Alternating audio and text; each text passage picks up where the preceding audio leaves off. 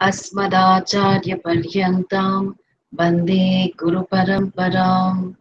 Om Sahana Bhavatu Sahanau Bhunaktu Saha Viryankaravavahai Tejasvinavadhitamastu ma Vidvishavahai.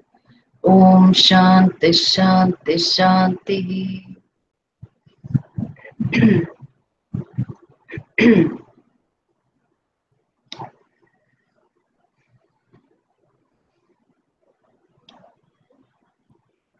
We were looking at the sadhaka approaching the teacher, because the person has atma ichha, and in the first verse there we see that some of the sadhanas are to be done daily, starting with the first one in terms of may you have exposure to the Veda daily, and may you perform the karma that is enjoined. And performing the karma, you are not just performing karma, you are worshipping Ishvara because it is an offering. So all these things we see that they are to be done daily. There is no sequential progression in it. But then some of it, which is where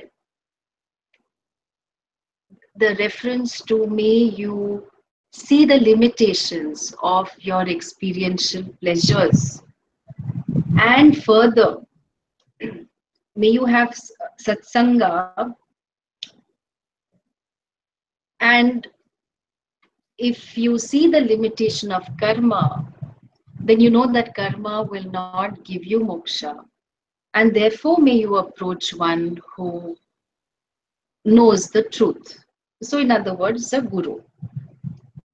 So that's where we stop. So some of it, there is a sequential angle to it, but a lot of it is to be done daily. There is one word compound that is very, very often used by Shankaracharya, referring to the whole teaching tradition.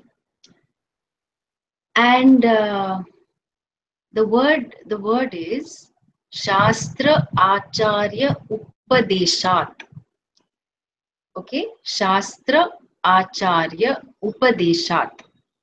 That which is that teaching Upadeshat, which is given by the Acharya. And the Acharya has nothing new to say but the words of the Shastra. So the Acharya makes the words of the Shastra come alive. Shastra Acharya Upadeshat.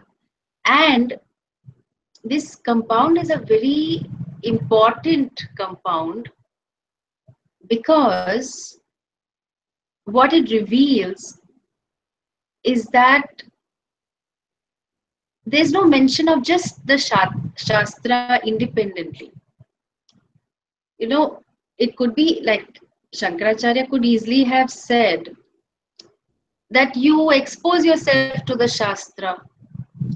But with Shastra, this is what you call buy one, get one free. The Acharya comes along. Okay. So, and at the same time, he doesn't say only the word Acharya. So if Acharya is a teacher, so you can have teachers of many disciplines. So here Vedanta Acharya, or Shastra Acharya, the word Acharya is also not used independently. They are used together, indicate the importance of the teacher, a live teacher, not a teacher who comes in your dreams. Okay? Because that is subjective, right? Nobody will know what you are dreaming. And there are enough stories of gurus coming in people's dreams. but not for systematic teaching. Yeah, not for systematic teaching. There may be some insight or something might be there, and especially to indicate location of where a temple must be built. Somehow this is all dream related only. So somebody will come in somebody's dream and say, oh, this, there is a murti in this particular place, check it out, and sure enough this will be there. Okay, so it's a medium of communication, but we don't look at the dream as a medium of communication for Shastra. We are very clear that in your waking state, that there is a live Guru, and it is Shastra Acharya Upadesha, the teaching. Okay, the teaching Upadesha is by the Acharya, and the what is the teaching about? The teaching is the words of the Shastra. So much so that Pujya Swamiji asked Sugavanam, some of you know him very well, asked him to actually do his MA or MPhil thesis on just this word. So wherein he emphasized the role of the Guru, then he looked at where this word occurs, how many times it occurs across the commentary, and all the myths related to Vedanta, etc., etc.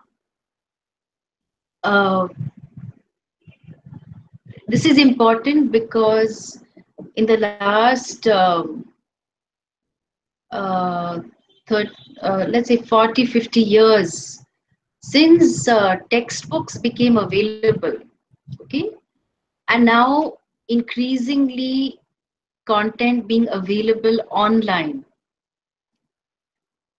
that the orientation that we all have is I can do it on my own. In fact, this DIY, do it yourself, is a very strong orientation. It's a very good orientation. So many things we are able to do because you can, so much content is available online. You can learn how to cook very well by looking at Prashant's mother's YouTube channel, right? So you can learn to cook anything basically. So much you can learn. Or somebody else will say, oh, this is how you play the guitar. You can learn all that. All that is possible, But here, this we are making a distinction, and this is important as traditional students for us to understand well, that while we may use this DIY approach to a lot of things in life, there are some things that one cannot do it by oneself. And so therefore, while having approached the Guru, what do? Do you, I saw this clip, in a documentary. This is, it doesn't matter who it is. So this, I think Swedish guy, okay, he's learned some breathing techniques, and has achieved a lot of world records by being bare-chested. He's climbed Mount Everest and things like that. Quite a phenomenal person, Wim Hof, if you want to research him. So he's talking about the endurance of the human body. And then in that clip that I saw, there is a statue of Buddha. And, Buddha has many different sort of gestures. And in that particular statue, it was like this, okay, what we call Abhaya Mudra. So meaning like, be fearless. You have nothing to fear. So I saw this Wim Hof. He gave him a high five. Okay. So this high five, giving a high five to anybody is nice. It's a nice, it's a gesture of equality and things like that. Now, when we are approaching the Guru, okay, you may do this, okay, you may do this, but here what is being said in Sadhana Panchakam is that not that you have to die for the feet, okay, but may you pratidinam tada paduka sevyatam. Okay, so that may you serve the feet of the teacher. So pratidinam, may you do this daily. And what you have to do? Sevyatam, as in may you serve. May you serve. Paduka really stands for footwear. Not that we are fascinated by shoes, okay, or designer wear or sandals or anything. We don't have a problem, and we're not fascinated with that. Paduka will also stand for the feet, the padaha of the person. So here, it is mentioned as a sadhana, that may you serve the feet of the teacher after having approached the teacher. Okay, so here it's not, there is an interim step that is being mentioned before you actually ask for the teaching. This is all traditional approach. Okay, so why should I serve the teacher? No, it's very important. It was very important. How to serve also, there's so many questions about it. So I serve the teacher. Serve as in do something. Okay, do some acts that are helpful, because I want the teacher's time to be free. Yeah. See, because now a lot of Pujya Swamiji's students who live in the West, they even some people who live in India, they cannot afford to spend all their time with the Shastra. Why? Because living is very expensive. And so they have to make a living. And so the time that is available for the Shastra will be much less.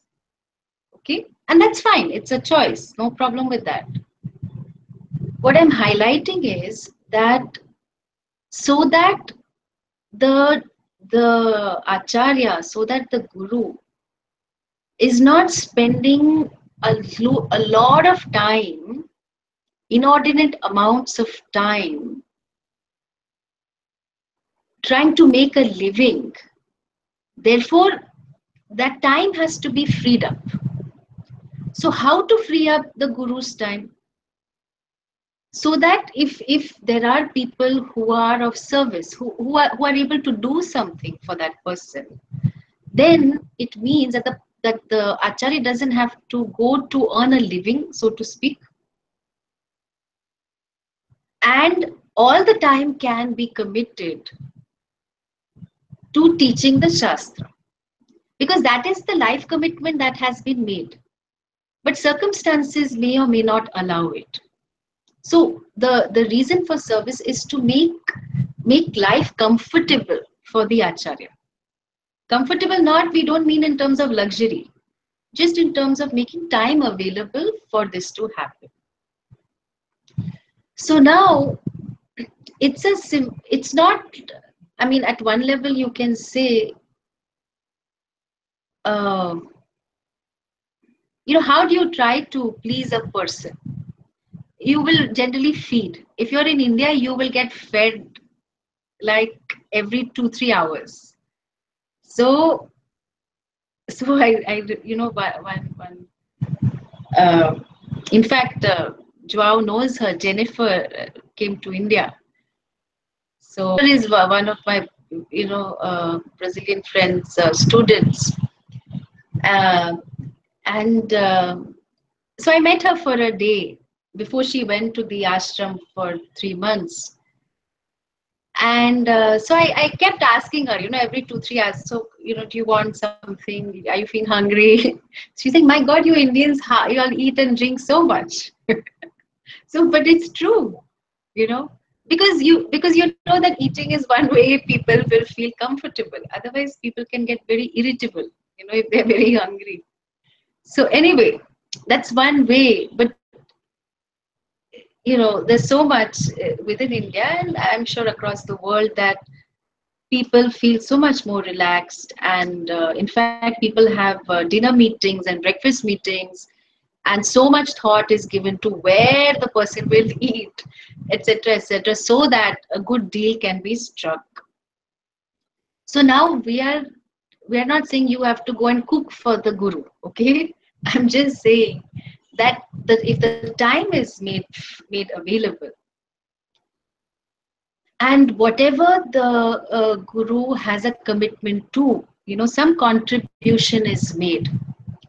So it may be in terms of contributing for one's contributing one's time for some work to be done, or going and fundraising, for the Gurukulam. Now, in our Gurukulam, Puja Swamiji was the main fundraiser. It's kind of unfortunate. At one level, it's nice, it's very nice, but then since he was the main fundraiser, other people did not really raise too many funds. So then there's so much you have to carry that load.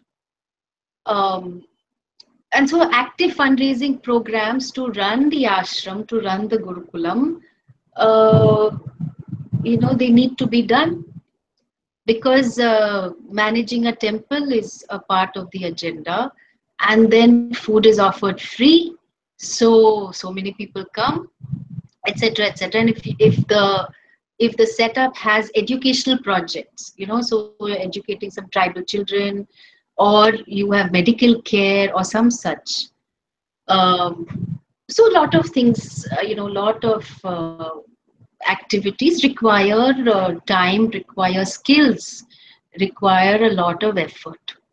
So anyway, the mention is of doing some service. And why should I go for the feet? What's the problem? What is this feet business? So it's a cultural thing, okay? It's a cultural thing. One can show respect to another person in many, many ways. Okay, here it's a purely cultural thing, that we touch the feet of in fact, we uh, earlier in many places, majority of India, if you met people who are elder to you, not guru or anything, you will always touch their feet, okay? Because it was again a cultural practice that was there. It was promoted in all of us. So it doesn't matter, you don't know the person, you don't nothing, but just because a person is elder to you, you will touch their feet for their blessings, okay? So now, of course, this is going out, this practice, because people will say, no, no, don't force me to touch. In fact, now, when a lot of parents, if they bring their children, they'll say, go, touch the feet of the guru. So I will say, no, nothing doing, just say hi, it's okay. Because you want the children to be comfortable.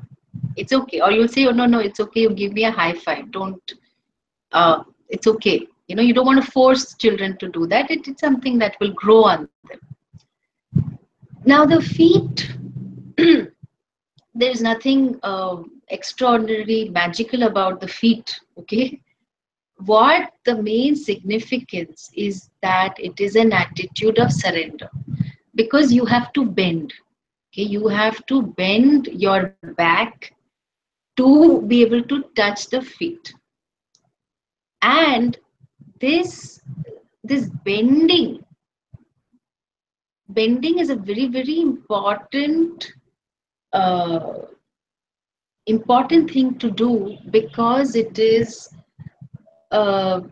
indicating a lot of things. It is indicating a certain flexibility, and it is indicating a certain willingness and a certain openness, okay, definitely indicates surrender.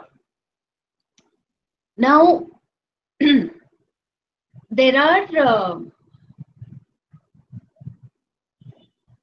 are certain postures.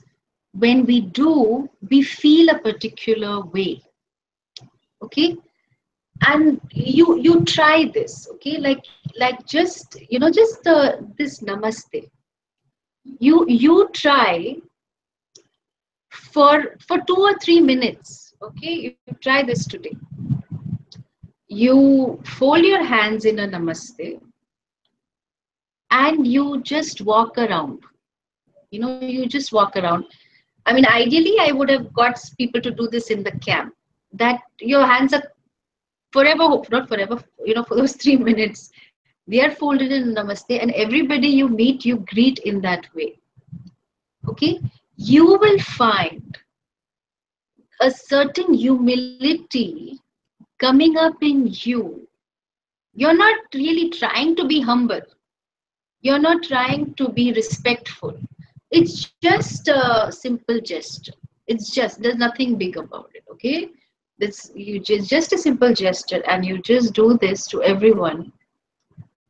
And you will find that you are feeling respectful, okay? You are feeling respectful just by that gesture. And there are, much of the asanas in yoga have this connection. So if you are standing tall, in this vrikshasana, so you're standing tall like a tree, or what they call the warrior pose. Okay. So what is it? Veerabhadrasana. Now, you may be one puny weakling, okay? Even like what we say, kakdi, okay? So kakdi is a typical Bombay thing, but some very skinny fellow. But you do this vrikshasana, you stand tall, and then depending on how the yoga teacher guides you. So if there are some instructions also, you will say that you are standing tall and firm like a tree, like an oak tree or strong tree, something. So now you suddenly feel very confident. So before that, somebody must have slapped you. But now you are doing this asana, you are feeling fantastic. Or you do this warrior pose.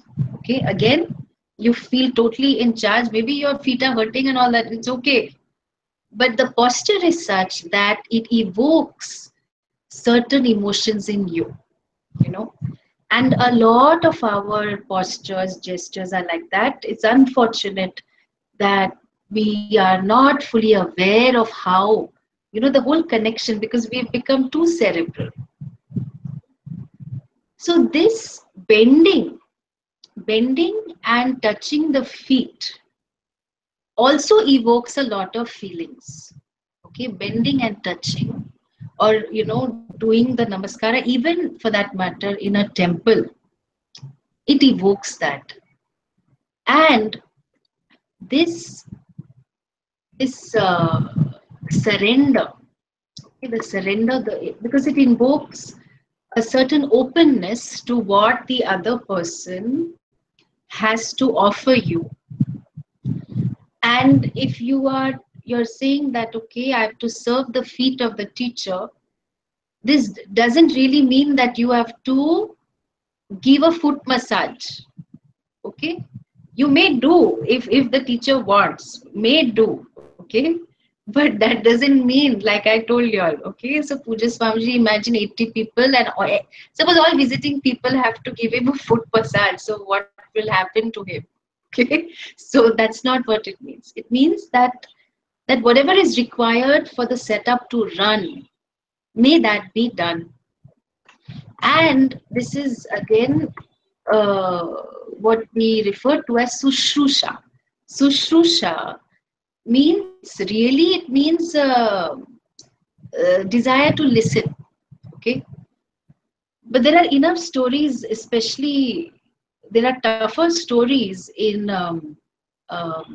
Zen, where all these monks, they go and then they have to do a lot of things to learn. In fact, this movie, The Karate Kid, okay, shows it very nicely. I don't know if you all have seen it. If you have not, you must see it.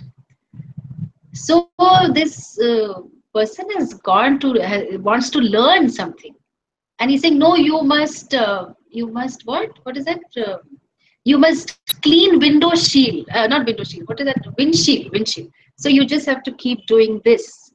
I say, I want to learn, and what is this, making me do all cleaning jobs. So but this continues doing this, or doing this, okay. So that it became a part of the person's body memory. So then when that teacher, he tries to attack him, immediately his response is this. So it's a nice defense response. So you're deflecting the energy. So the agenda, so to speak, the objective of the teacher is always so that the student learns. But the student doesn't get to choose how the learning will happen. Okay, the student doesn't get to choose in traditional settings. So you have to go through the motions. You have to go through. You have to do certain activities which you obviously don't like doing, and but you still do it. You still do it because of an attitude that it is going to be helpful, that you want to be of service. And here I want to mention it because it's a very recent uh, incident. So this person, Jennifer, who came from Brazil with the intention of she wanted to see what it's like to live in an ashram, because she's intending to do a full time course. So she goes to the current acharya of Coimbatore, Anikatti, Gurukula, and he has given permission to stay there only for 15 days. And he actually tells her that you are here for a very short time, and don't come to me asking me for different permissions, because she would say, Swamiji, can I do this? Swamiji, should I? You're not my student. So you do whatever you want. You're free. You do whatever you want. And she was so upset, and naturally so. So because she's like, you do what you want, because you're not a student of the course, and you're not my student either. So if you're my student, at least I have a right to tell you. Whether you do or not is another story. So she was very upset, but she did not allow that to affect her in terms of doing what was required.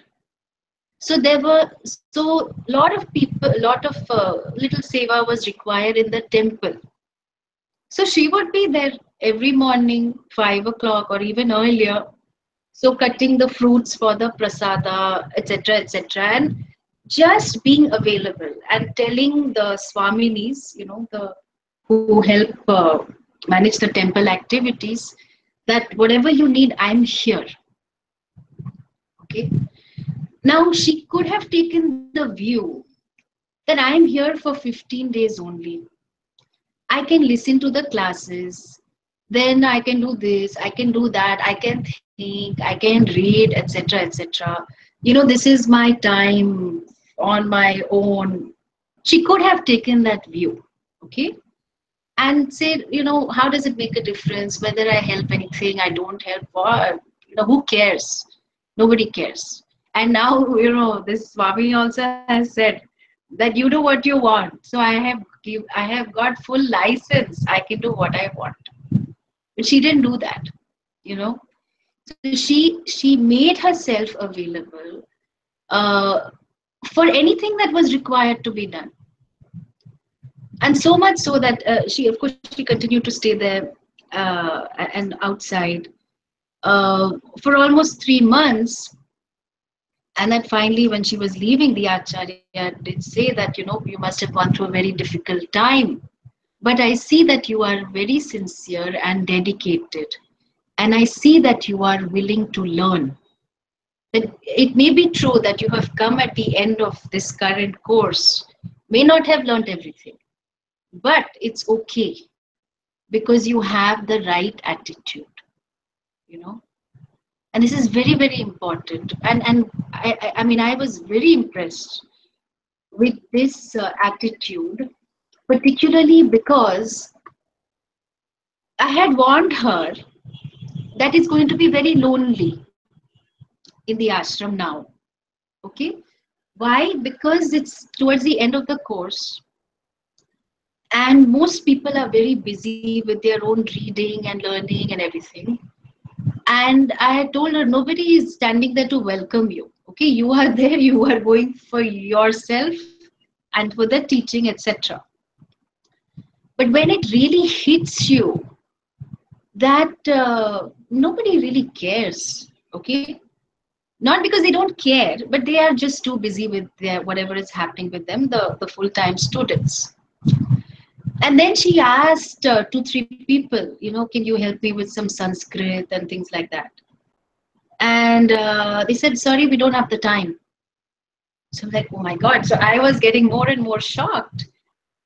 And so it has been very upsetting for her, because, and she's cried and cried, but she has continued to stay there. And now she's so happy that she managed to do it. Because, some clarity in terms of the vision, and also the fact that it may bring up some things that are stored, for all of us. It does that. So what I'm highlighting to you is really that attitude to help. Okay, not because you want to get brownie points, but that attitude to help is something that we want to cultivate.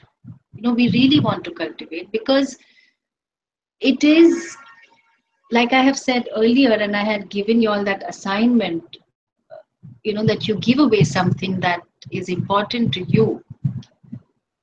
That when you extend yourself, when you reach out, then your understanding of AO, I learned another word. So your understanding of I really expands. And that's really what we want. So I can't say, oh, Atma is limitless, but I'm not, I cannot help you, I'm too busy, I'm just in my own thing, and I'm only busy with my self-realization, etc., etc. That doesn't make sense. See, there may be practical reasons why the person said that, I'm sorry, I can't help you, I'm very busy, etc. Okay? I mean, you're welcome to say that. But I'm saying that the attitude to reach out and help is something that that gives you a lot of satisfaction and peace of mind. And across the world, research studies have shown that if you are the types to keep getting upset, then rather than deal with the upset, just go out and help somebody. Just go and do that, because it totally shifts your perspective. So that's in terms of general helping. Here the emphasis is on being of service for whatever needs to be done. And so this Paduka Sevanam is really a lakshana for service. It is an indicator of service. And that you have to prove your qualification, So you can't just say, oh, no, I think I have a lot of viveka, etc. See, and this is the limitation of online teaching. Okay, in the sense that I have to take your word for whatever you say. Okay, which I'm fine with. That if so, it's all about self-reporting. You know. So you something, and that you may say something, and then I'll say, okay, that's fine. But when you are in touch with the teacher, then there is scope to be corrected. Okay, and I may believe something about myself, but in my interactions with others, it may be a totally different ballgame. So I give you an example. In one of the camps, we had a group discussion. So the people were split into smaller groups, and then Vedanta camp, and then each group had to select one member to talk about the highlights of what the group had discussed. And so the person, so that representative of this small group came forward and presented some points. So this representative, they struggled with a few points. So then one other person came forward from that small group, said a few things, and said, I said this better than her. Okay. So this person who was from my group, I said it better than her. And so immediately I had to step in and say that this is not a competition, right? We are not here to prove we are better than each other. The task given to the group was to talk about the highlights of a particular topic. But this other person who came forward had so much inner pressure that, oh, you know, she's not doing a good job representing our group. I will come and I will say, okay, fine. You have that. Very good. You came forward. But to add as a parting shot, what I said it better than her. Okay. So this is not right.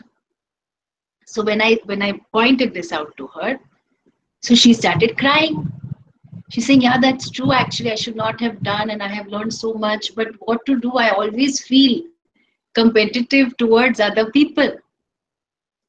Now, this kind of a situation would not have come up if one did not have that interaction with the student.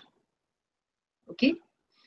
Because teaching is one thing, but to be able to interact and see people in action, so to speak, is a totally different ballgame.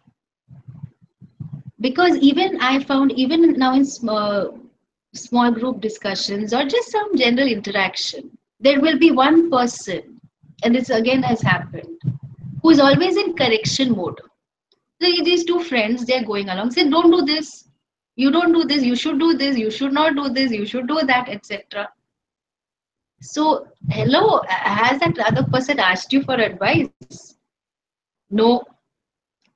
No, but I am telling, this is a typical Indian expression. इसके तो भलाई के लिए मैं बोल रहा हूँ. I am saying for this person's good. What am I going to gain out of telling this person? He should know. So this again, these are all, you know, what are maybe subconscious for us, but these very strong samskaras, strong patterns, and this comes up in just regular interaction. You know, I'll give you another example. This one person, one student in the ashram happened to be gay. Okay, few people got to know about it, and they, you know, while giving prasad in the temple, so everybody queues up, and somebody, you know, always goes and, you know, starts to give the prasad. So somebody was there, and this particular person who was serving the prasad in the temple, when this person came along, this person who recently was discovered to be gay, he refused to give him prasad. Okay, so here we are talking about full-time students of Vedanta, and see, whatever be the reason, you cannot, if you've taken, I mean, it's a very simple, commonsensical thing. I have taken the responsibility of serving prasad to all the people who are in the queue, irrespective of anything. So I may have fought with all of them, maybe, but if I have taken the responsibility, I will give prasad to everyone, right? I mean, this is minimum. I'm not even saying courtesy. So then it had to go to the acharya that, oh, I am being discriminated against because of this reason. So I'm giving you all real life examples to show that this, being of service is one thing, but the whole purpose of that is I may get antakarna shuddhi. I may be of service, but I, my raga dveshas, my cravings and aversions, may they be neutralized. And therefore, because I am committed to self-growth, I am willing to be corrected. Because of the care and the compassion of the teacher, there is no condemnation. See, if because everybody makes mistakes, even the teacher can make lots of mistakes. Lots of mistakes in Vyavahara. Like I know one Swami who said, somebody said, oh, hi Swami or something, some Westerner. Now, saying hi is a form of greeting, it's okay. But our Swami was very upset. Why? Because he's not exposed to different cultures. So said, no, that person should say Hari Om, should not say hi. So is this the way to talk? Etc. etc. Okay. So these are just purely cultural things. But I mean, I would look at it as the Swami being a bit little stuck up. Okay. That the point can be made that, I mean, you recognize the intention of the person. The person is not being disrespectful to you because you said hi. Okay. If a person is greeting, or a person can say hola, can say anything, because the person comes from a particular culture. That's fine. But so I'm saying that the teacher can also make some mistakes like that. But here we are saying that it's a vulnerable situation because none of us want to be corrected, but we need to be corrected if we're okay. If we are self-aware, we realize, oh yeah, I just got triggered about something. Maybe I shouldn't have done certain things, or should not have spoken in a particular way. And then you make you change your behavior, or you make an attempt to change it. Then it's another thing. Some things that we have to learn may be cultural. Like once. So one person who has been to several temples, but now this person, she did not know that you don't stand in front of Nandi. Nandi, the Vahan, the Nandi, the bull in front of Shiva. You don't stand right in front and, between Nandi and Shiva. You will stand on the side. But this is purely a cultural thing. Okay, or the fact that you will go clockwise. So, but suddenly you remembered something. Then you try to retrace your steps back. And the other people, they are horrified in the temple. What are you doing? Etc. etc. Okay. But these are cultural things, and that's okay. That can be learned. I mean, that's not a big deal. But I'm emphasizing more on dealing with our raga dveshas, which I learned to deal with when I am being of service. I am doing something that is required in the setup. And so this is important. And so what is being said is pratidinam, that may you serve the Guru daily. Now, daily is possible only in a Gurukulam, okay, in terms of physical action. But there are a lot of things that you can do if you are not in touch daily. And the main thing that you can really do is try to live the teaching of Karma Yoga. That is your seva. Wherever you are, it's okay. So you live a life of Karma Yoga. You try to have samatvam. You bring in kaushalam. Okay,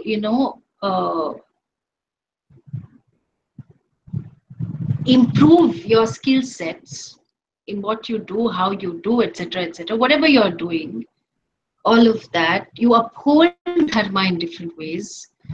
If there is a way you can be of service offline, you look into it.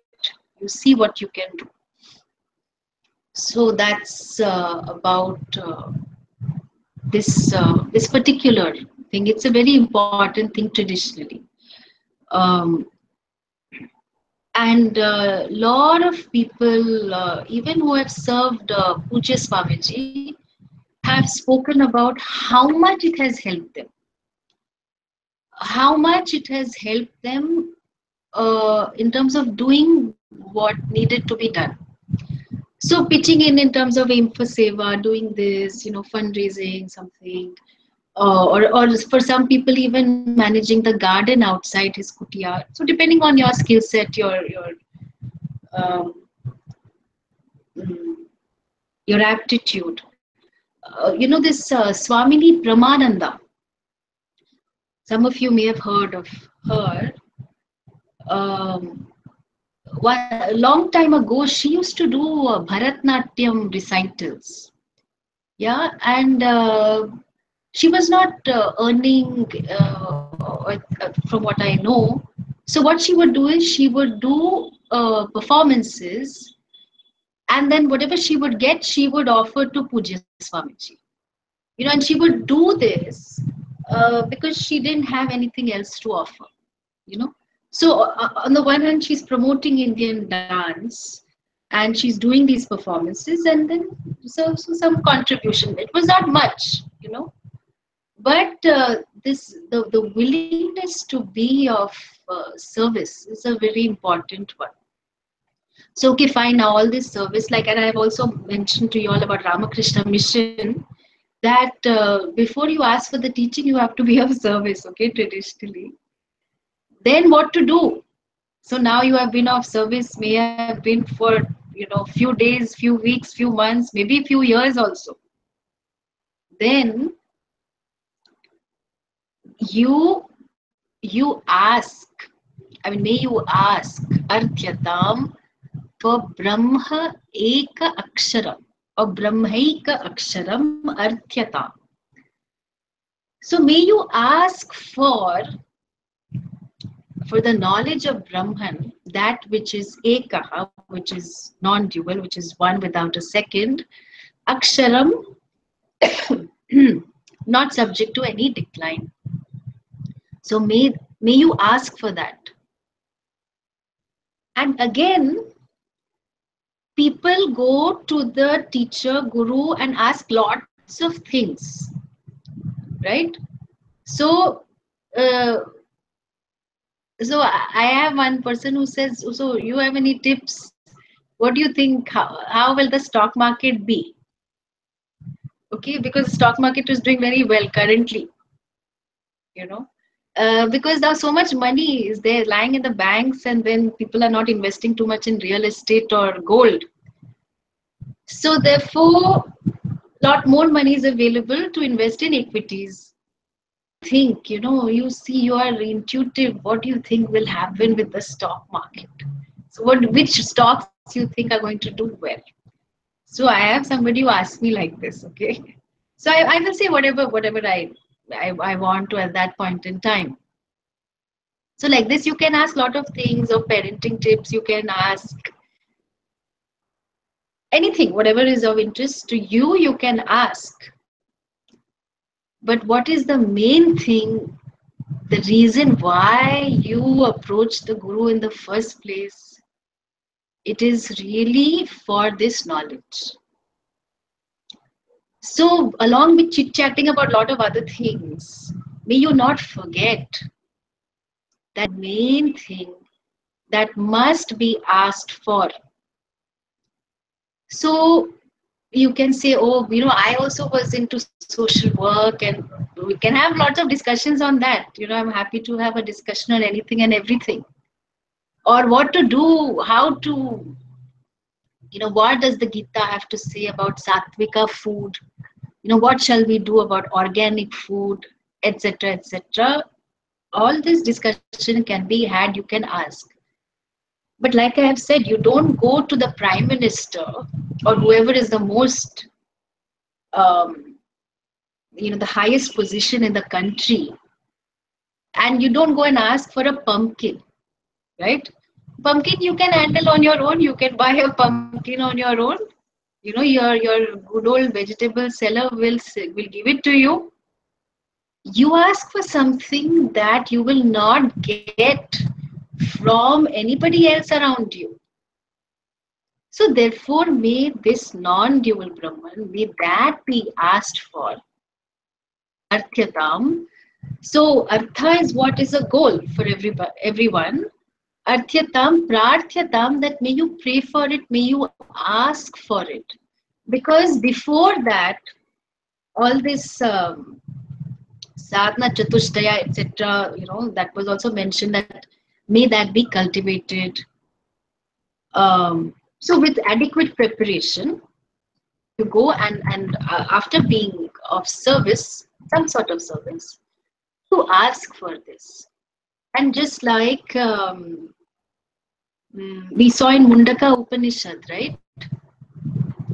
So there were two references to it. So what is that? Knowing which everything is as well known. It's there in that Upanishad, it's there somewhere else also. Or for that matter, in Taittiriya Upanishad, Bhrigu asks his father, Adhihi Bhagavo Brahmeti. So please teach me. We see Arjuna also asking, where he declares himself as a Shishya. Shishyasteham Shadi Mam Prapanna. So please, I surrender to you. You please teach me. So teach me, just the mention of the word Shishya, Shiksha Yogya, that I am worthy of being taught. I can only declare my position. Now you still have to decide whether to teach me or accept me or what. Okay. So but I am showing, my willingness. There is that verse which says, you can make me the king of all these worlds. I don't care for it. So indicating my viveka and also my vairagya. So Arjuna does that, and he asks for. He asks to be taught. He asks for a way out. So please tell me that which will take care of my sorrow. Please tell me that which, what is dharma for me. Two things he asks for. So this, it has to be asked for in some places. They may start to teach before, okay? But here, that's why we are not into a conversion program. Some people, maybe it's our mistake also, I think at some level, we have not promoted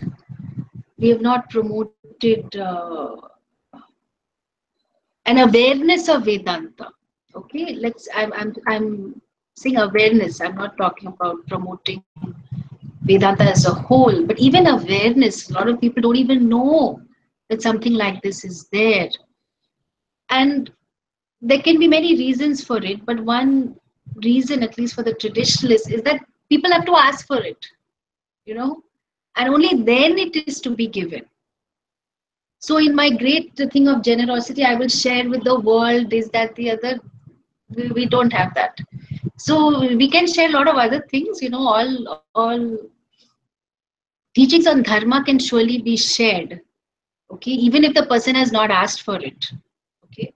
But ideally, when the person asks for anything, the person is receptive. The person is receptive, is eager to learn, is open, is not defensive, and therefore the chances of that knowledge working for that person is very, very high. You know, is very high. It's like that, no, that when we are receptive and we are learning something, we are reading something, it could be totally not non-Vedanta related, or you're seeing some news, you know, some particular topic that is of interest to you, you just absorb it totally, and then you can reproduce what you have learned or what you have understood because you are open and receptive.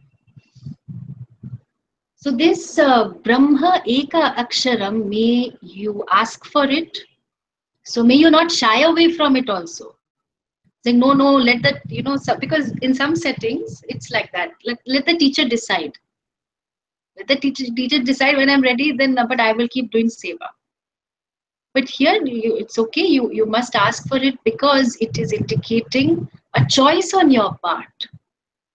It is indicating a choice on your part, right? And therefore, you ask for it.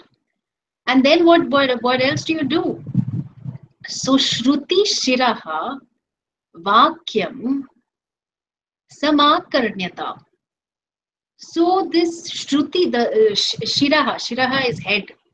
Okay, so the head of the Shruti meaning what is the most important section of the Shruti, the Veda, is the last tiny section of it, which is the Upanishad. If you are looking at head and tail, actually you may call the Upanishad the tail, okay? But here, the whole, what is the whole tatparya, the purpose of the whole Shruti, the Veda? It is moksha. It is moksha shastra. That while, you know, artha, dharma, kama are achieved, fulfilled to a great extent, the purpose of human life is really to discover that you are not a human being.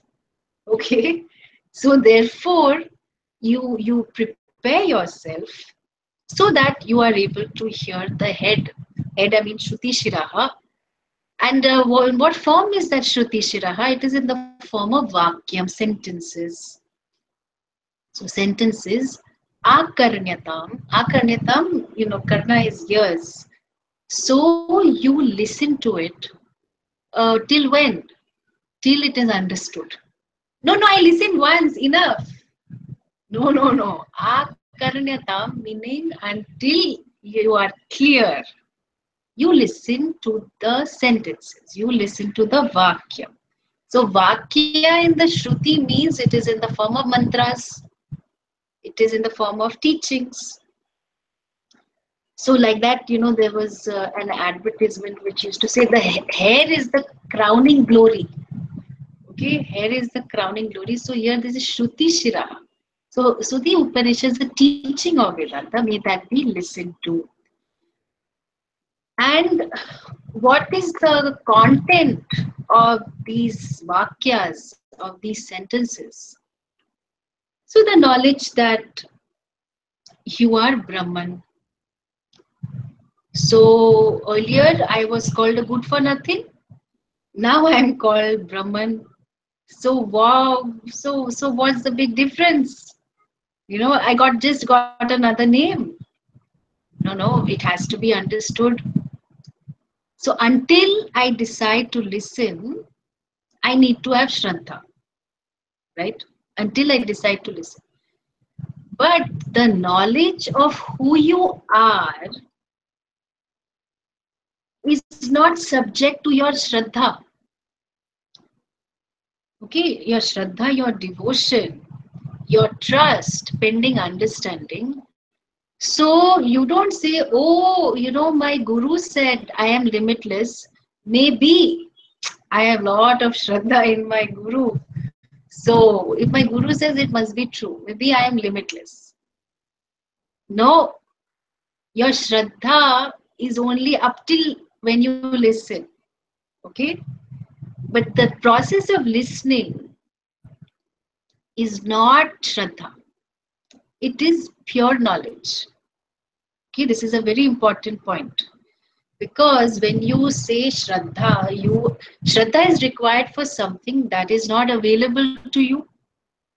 You know, if you say, oh, Swarga is there. Now, by no logical method, I can arrive at the fact that there is a place that nobody has come back from. There are no news reporters reporting from Swarga, it is like this, like this, like this. Nothing of the sort. But something like this place exists. It has lot of comfort, it has lot of pleasure, etc. So it is a matter that is outside my perception and inference. So for that I need to have Shraddha. But suppose I say, look at this beautiful rabbit. Okay, look at the wonderful ears of this rabbit. So you say, oh, what happened suddenly to her? So I say, you, some of you or most of you think I am a guru. So then, where is your Shraddha? So some of you may gently say, no, Swamiji, this looks like a pencil to me. What are you saying? You have no Shraddha. So this is a rabbit. Can you not see the rabbit? Okay. So this does not require Shraddha. The pencil is a pencil, full stop. Okay. This does not require a Shraddha. But until you actually are listening, for you to even listen, examining, analyzing, inquiring is little later than that. Only that much trust is required. That what this person is saying could be true, possibly may be true. That much. That's quite okay. That's, you're not really uh, sacrificing too much, right? You're just having working trust. So this listening to the words of Vedanta is only after you have asked for the teaching. And some of it sounds true to you.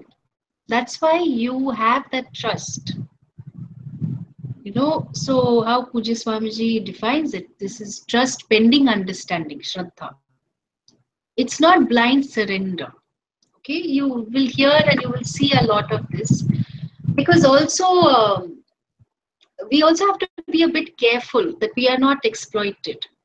Because in the name of Shraddha, one knows enough stories of instances where